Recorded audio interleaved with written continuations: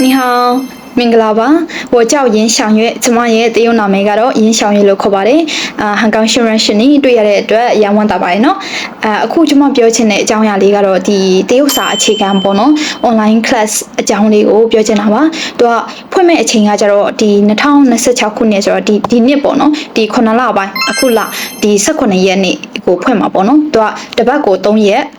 ဆိုတော့သူက18ရက်နေ့ကတောက်ကြဆိုတော့လေတောက်ကြစနေတနင်္ဂနွေနေ့ပေါ့နော်တပတ်ကို3ရက်ဖွင့်မယ်သူက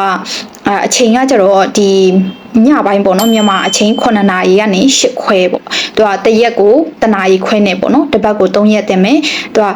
တင်တန်းကြာချိန်ကကျတော့သူက2လပေါ့နော်ဒီလ18ရက်နေ့ကနေစပြီးတော့ဒီနောက်လပေါ့ဒီစက်တင်ဘာလပေါ့စက်တင်ဘာလဒီ20ရက်နေ့ဆိုလို့ရှိရင်ပြီးမယ်ပေါ့နော်2လတိတိပေါ့သူကတင်ကြားမဲ့ပုံစံကကျတော့ဒီ Dintalk လို့ခေါ်တာပေါ့နော်တရုတ် application တွေသူက Zoom နဲ့ပုံစံတူတယ်အဲ့ဟာလေးနဲ့တင်မယ်နောက်တစ်ခုကတင်တန်းကြီးကတော့အားလုံးစိတ်ဝင်စားတယ်ပေါ့နော်သူကဒီ Facebook ရဲ့ဒီရင်မှန် join လို့ခေါ်တဲ့ Facebook page ရဲ့ Messenger မှာပဲဖြစ်ဖြစ်ဒီ TikTok ပေါ့နော် TikTok မှာ TikTok ကလည်းရင်မှန် join ပဲအဲ့ဒီမှာပို့ပေးလို့ရပါတယ်နော် chat box ကနေတော့လေအသေးစိတ်ကလေးစုံစမ်းပေးပါနော်ဒါဆိုရင်တင်တဲ့အကြောင်းလေးပြောပြီးသွားပြီဆိုတော့ဘာတွေသင်ရမှာလဲဆိုတာလေးတစ်ချက်လေ့လာကြည့်အောင်ဒါပထမတစ်ပတ်မှာဆိုလို့ရှိရင်ဒီ basic ပေါ့နော် basic မှာဆိုလို့ရှိရင်ဘာပါမလဲဆိုတော့ B ဆိုတာဒါပေါ်ဖော်မဖော်ပေါ့နော်မြန်မာလိုဆိုရင်တော့ဒါကကြီးခခွေအဲ့လိုမျိုးနောက်တစ်ခုကကျတော့တရ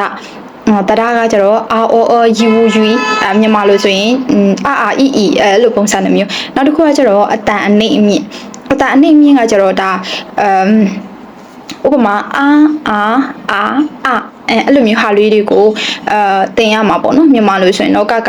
ဆအဲ့လိုပုံစံပေါ့နောက်တစ်ခုကဖင်းရင်းဆိုလို့ရှိရင်တော့အတန်ထွက်ဥပမာနီးဟောင်ဆိုလို့ရှိရင်မင်္ဂလာပါမလားတရုတ်လို့ဆိုတော့နီးနော်ဆိုလို့ရှိရင်ကျတော့သူကကျတော့ဖြီးရီးဆိုတာကျတော့သူကကျတော့တထပေါ့နော်ဆိုတော့ဘီးနဲ့တထနဲ့ပေါင်းပြီးတော့မှစကားလုံးတစ်လုံးဖြစ်တယ်အဲ့လိုမျိုးဘီးအတန်ထွက်ကလေးတွေလေ့လာရမှာပေါ့နော်နောက်တစ်ခုကကျတော့ဒီ basic ကိုလေ့လာပြီးသွားပြီဆိုရင်နောက်ထပ်ကကျတော့ဗာလဲဆိုတော့ဒီမိတ်ဆက်ကလေးတွေလေ့လာရမယ်မိတ်ဆက်ဆိုတော့ဘယ်လိုအကြောင်းလဲဆိုတော့比如说你叫什么名字မင်းနာမည်ဘယ်လိုခေါ်လဲဆိုတော့我叫严小月ကျမနာမည်က严小月ဖြစ်ပါတယ်အဲ့လိုမျိုးလေးတွေပါမယ်နောက်တစ်ခုကကျတော့အလုပ်ကကျတော့比如我是学生ကျမကကျောင်းသားဖြစ်တယ်ဆိုရင်你是老师吗ဆိုတော့ခမရကပေါ့နော်ဆရာလားနောက်တစ်ခုကကျတော့我是